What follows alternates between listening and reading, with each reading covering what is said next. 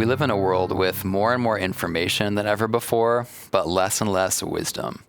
You would think that in this information age that we live in, where literally the entire accumulated history of human knowledge is in our pockets, on our devices, you would think that that would equal more wisdom than ever before, that we would be the wisest generation in human history, but I don't think any of us would say that that's the case, right? You don't have to look very far in the headlines. You don't have to spend much time on social media to realize that we are not, in fact, the wisest generation in history. We're maybe, arguably, one of the most foolish generations. So there perhaps is an inverse correlation with the more information we have at our fingertips and the less wisdom we have. So if that's a problem, if we're lacking in wisdom today, we need to understand, how do we get wisdom? How do we gain wisdom in this crazy, overstimulated information age that we live in? So I want to look at that today by looking at Proverbs. The book of Proverbs is a good place to start when you're looking at wisdom. It's part of the wisdom literature section of Scripture. And we're going to look at Proverbs 9 today. We just heard it read. It's one of my favorite Proverbs because it has these two characters, Lady Wisdom and Lady Folly. They show up throughout Proverbs in various places, but I love Proverbs 9 because it's this elegant chiasm. If you've been in Bible class, you will know what a chiasm is. It's this structure of kind of parallelism where the first part and the last part parallel, the second to first part and the second to last part parallel, and then so on and so forth. And that's what Proverbs 9 is. It compares and contrasts wisdom and folly through this elegant chiasm structure. And one thing about chiasms to note is what's at the very middle. What's the kind of hinge point of the spiral? And in this case, it's verse 10, which is a familiar verse to us. And it says this: "The fear of the Lord is the beginning of wisdom, and knowledge of the Holy One is insight." So we'll come back to that in a minute, but for now I want to make a few observations about the parallel visions of wisdom on one hand in the first 6 verses and folly on the other in the last 6 verses of Proverbs 9. So verses 1 through 6 kind of portray Lady Wisdom and the character of Lady Wisdom, and the final 6 verses, 13 through 18, portray Lady Folly. And kind of there's interesting points of overlap and comparison where they're similar, but there's important differences as well, which I think will help us tease out what exactly is wisdom and folly, and how can we think about that today. So how are they similar? How are the portraits similar? Well, both Lady Wisdom and Lady Folly are offering invitations. So there's this language of calling out, right? They're both depicted as being on the high place in the city, calling out to people passing by. And on one hand, their invitations, the nature of their invitations, are very similar.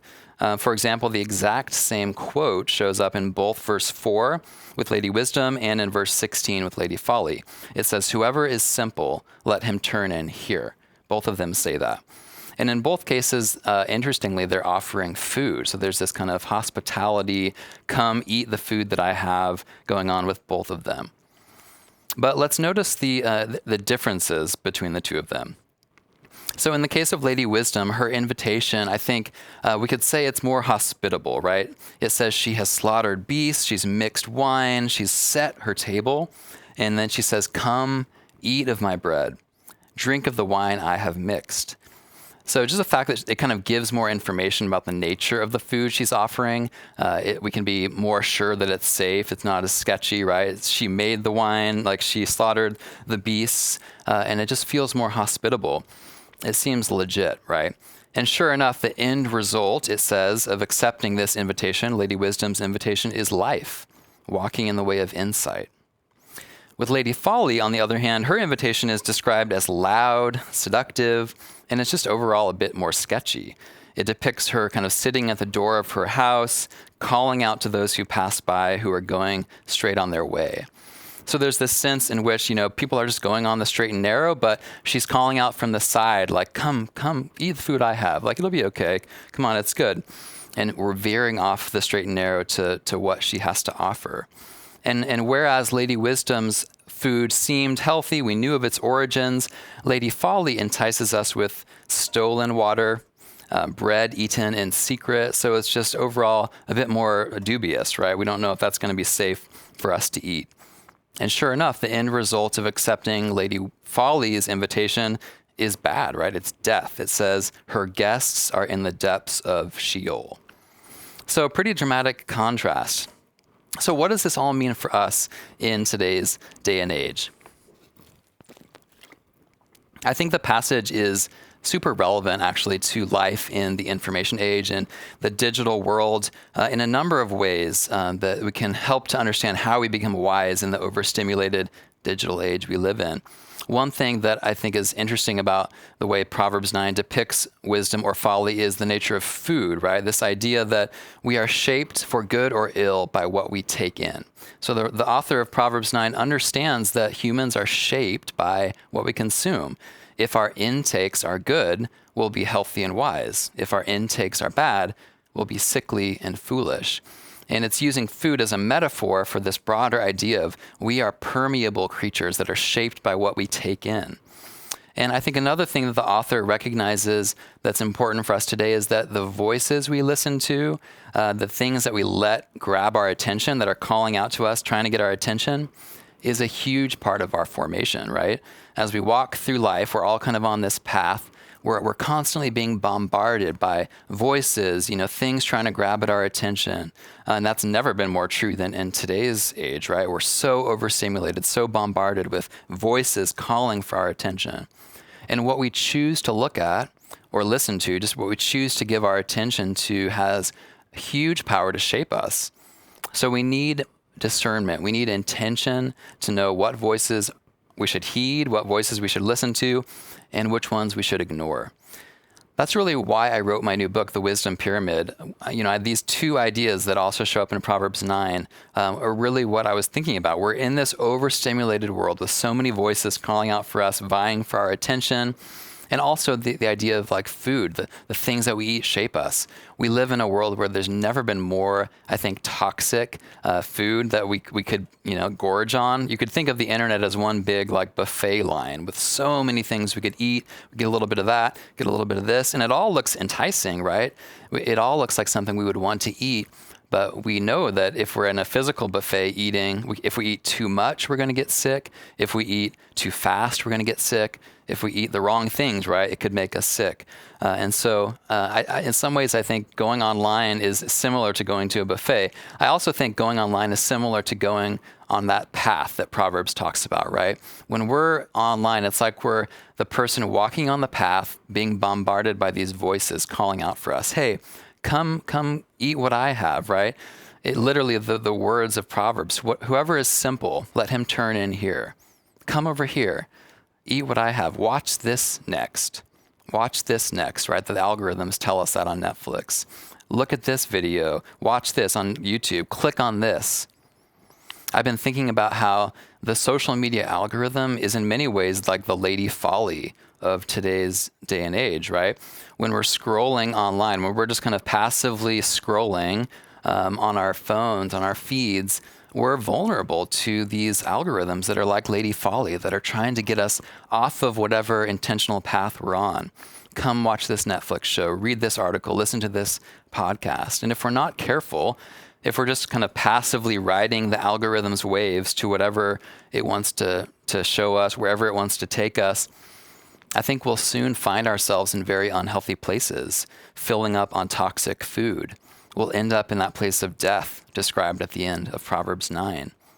So instead of passively consuming whatever the algorithms want to entice us with, wherever they're calling us, I think it's crucial that we're more intentional about knowing what sources are going to be conducive to our wisdom, are going to lead us to health, and which sources are not. In this age where there's so much toxic information all around us, fake news, conspiracy theories, echo chambers, partisan bias, all of this, we need to be so intentional about our diet of knowledge and information. So that's why I created the Wisdom Pyramid graphic. So I think you're going to see this on your screens at this point. I just want to walk through this. Now, some of you who are younger than me might not have grown up with the food pyramid, but those of you who did will kind of see the parallel. I'm drawing on the concept of the food pyramid in terms of guidance for what to eat and what not to eat, and in what proportions, so that you can become healthy. So I think we need for our spiritual health what the food pyramid kind of provides for our physical health. So let me just walk us through it really quickly, the wisdom pyramid. my guidance for how we should prioritize the sources of truth that are going to be more nourishing in this environment of toxic, unhealthy information. So from the bottom up, I have the Bible as the foundational layer, kind of the bread group in the food pyramid, the thing that we should have most of our intake should be based there. It's the foundation. Then next up is the local church, something that is easy to give up in today's day and age. And young people, I'm constantly pushing them. The local church is so important for your health.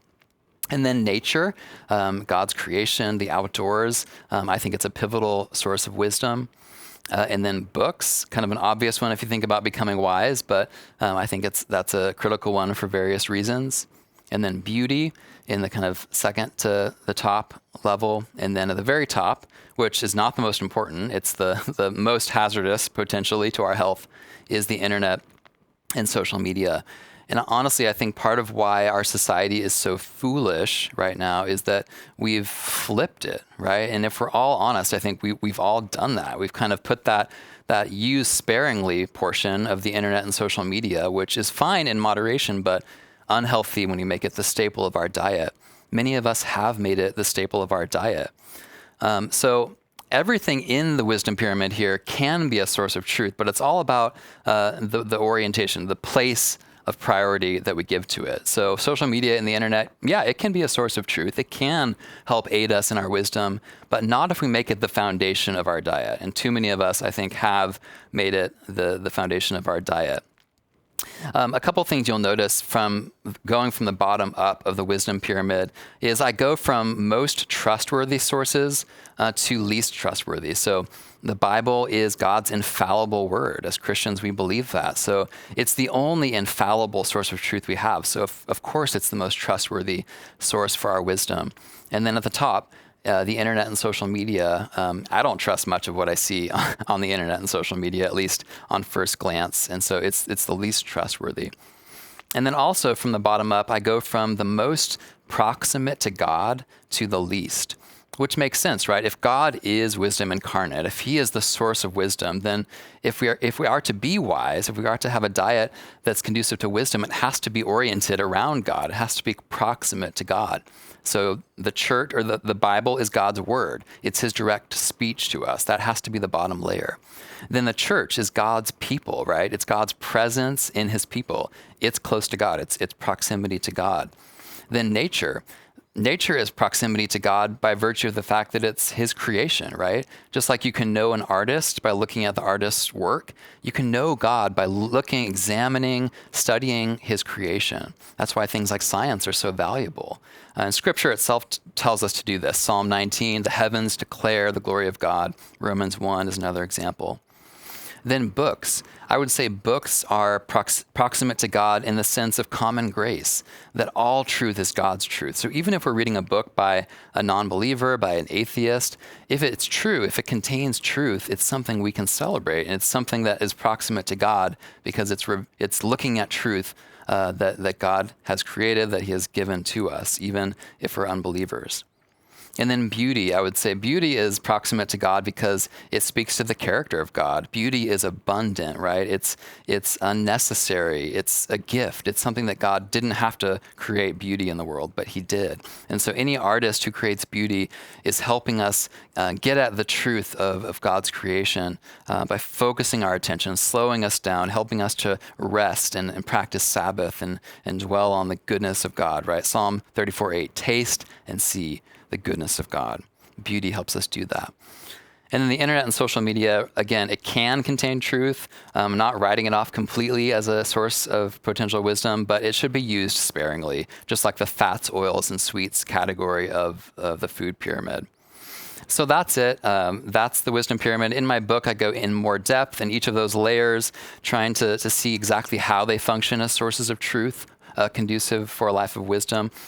But I really wrote the book for myself, for my kids, for all of us. We're going to have a harder and harder time staying on that path of wisdom in today's digital world. There's so many voices coming at us, trying to pull us towards foolishness. And we just have to recognize that just like Proverbs 9, right? There's two paths, two ways through life. You can be walking towards wisdom or towards foolishness.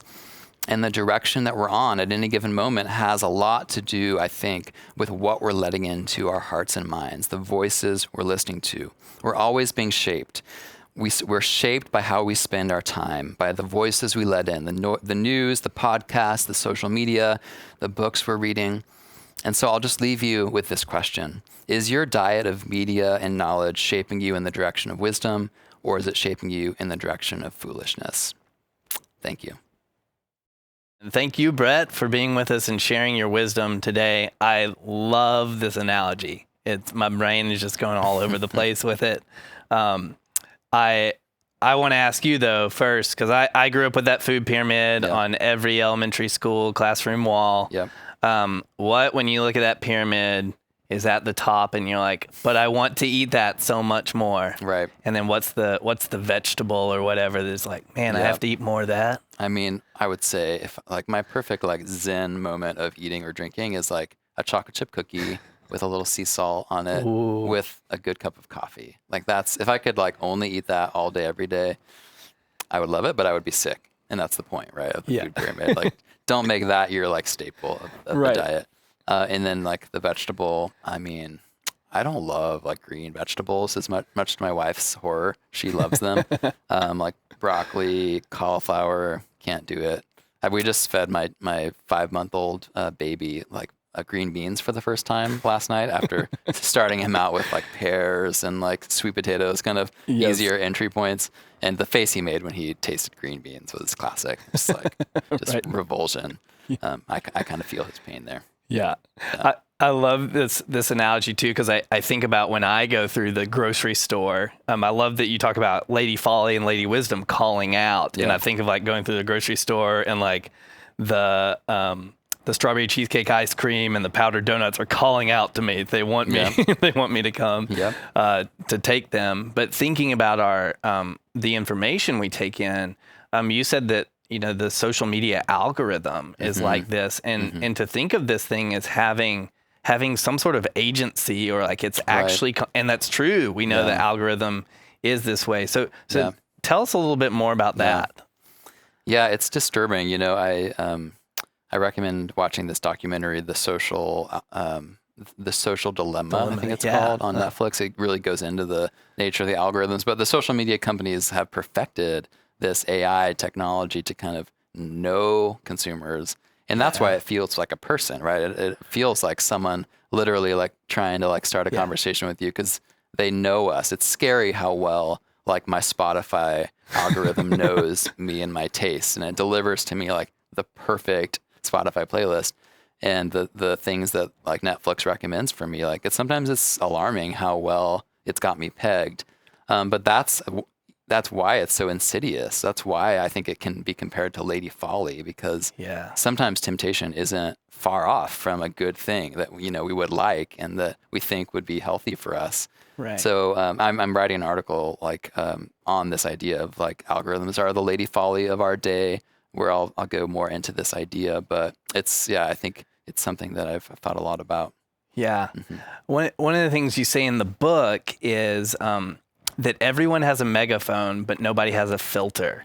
And that was so, provoking to me, this idea that, I don't really like sort out these things, filter out these things that are coming in, much less coming out of my own mouth as I'm shouting through the megaphone. Yep. So how do we start to develop a filter for these things? Yeah, I mean, that line, everyone has a megaphone, but no one has a filter. It's sort of like my way of describing James 1:19's wisdom advice, right? To be quick to listen, slow to speak.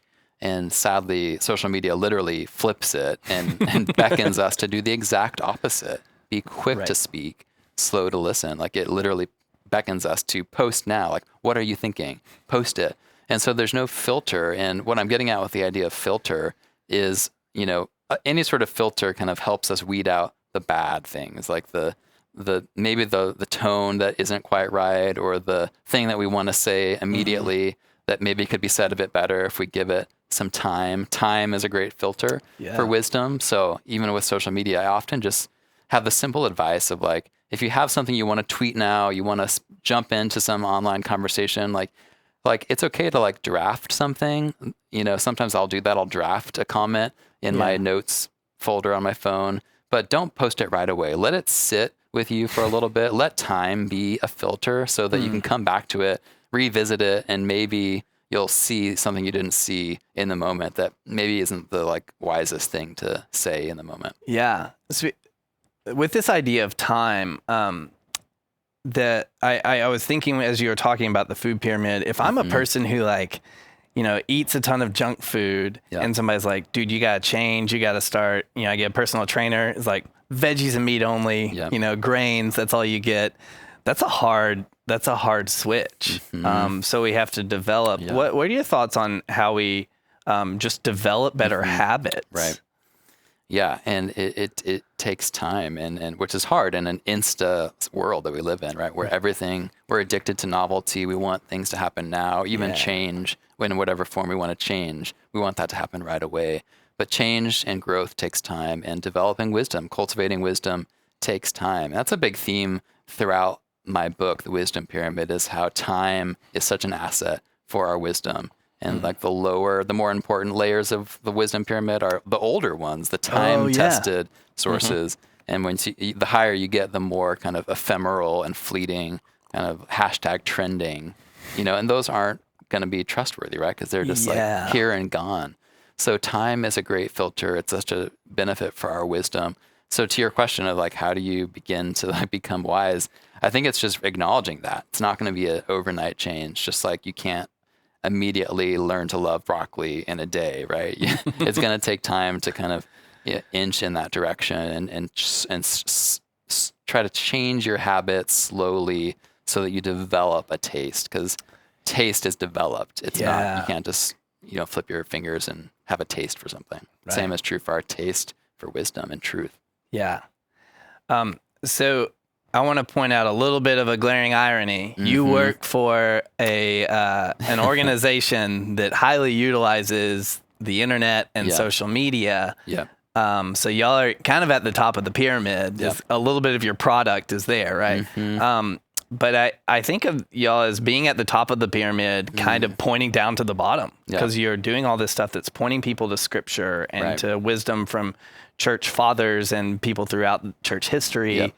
Yep. So how do we, as social media and the internet's not going away, how do we be people who are present there but are looking towards the bottom or pointing other people towards the bottom? No, that's a great question. And it's not lost on me, that irony. But the reality is this is the world we live in. It's not realistic to just turn off our devices, pretend like the internet isn't our world now. It is. And the fact is, like, I have the internet and social media on the wisdom pyramid. So I could have just left it off completely and suggested that it can never be a source of truth. But that wouldn't be helpful because it's where we live.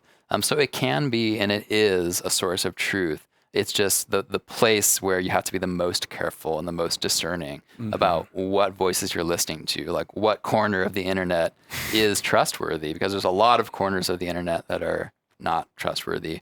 And so for the Gospel Coalition, I would say, we try to be a trustworthy voice. And the reason why I think we are is because we point to those bottom layers. Like, so much of our content is really just pointing people to the Bible, that most trustworthy source of truth.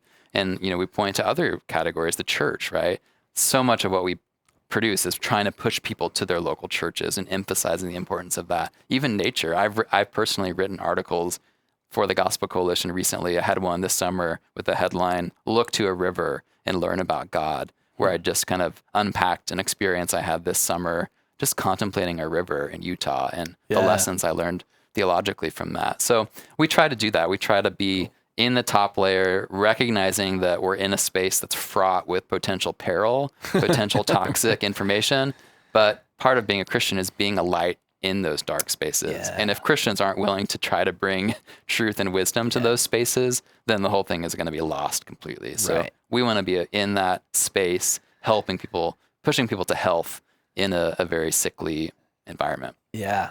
So even right now, as students or others are watching this video on their laptop, and if they're like me, they got 20 other tabs open, probably Facebook and Instagram. Oh, me too, yeah. And so as soon as they close this, those things are waiting for them there. Yeah. What's a piece of advice that you would say, hey, right now, as you walk away from this video, something you can do to just engage with better sources of wisdom? Yeah. I mean, the thing that comes to mind that's a simple habit that I try to practice is just having the discipline to have unmediated space in your life. Like, so I would say right now, go from this to on a walk outside where you don't have a device, where you just have like 5-10 minutes to think. We have like precious little time in our lives of just thinking. Yeah.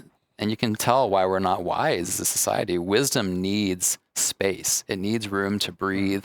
Like, you don't become wise by just going from one thing to the other, going from one tab to the next, one app to the next. And we have this tendency in today's smartphone world to literally fill every 30-second increment of our day, every gap in our day with scrolling. I do it. Like when I'm at a stoplight and I have literally 30 seconds of free time, what do? I pull out my phone and scroll. Yeah. When I'm in line for a coffee, if I have 45 seconds before I have to order, what do? I pull out my phone. And that's what's making us sick. That's what's making us crazy, because when we do that, when we fill every square inch of our lives with media, with content, then we're not going to have any space left to actually process, to have discernment, to cultivate wisdom. So that would be my one small piece of advice. Carve out little bits of your day to just be still. Like literally stare at a blank wall. That's going to be so much more productive for you than listening to a podcast or reading an article or doing anything else with content. Like, just be still and know God. Be still and process things. It's so crucial. That's so good. Thank you, Brett, for sharing just incredible wisdom with us. Discover who you're called to be at Biola University, a leading Christ-centered university in Los Angeles, with programs on campus and online. Subscribe for more of our videos and learn more at biola.edu.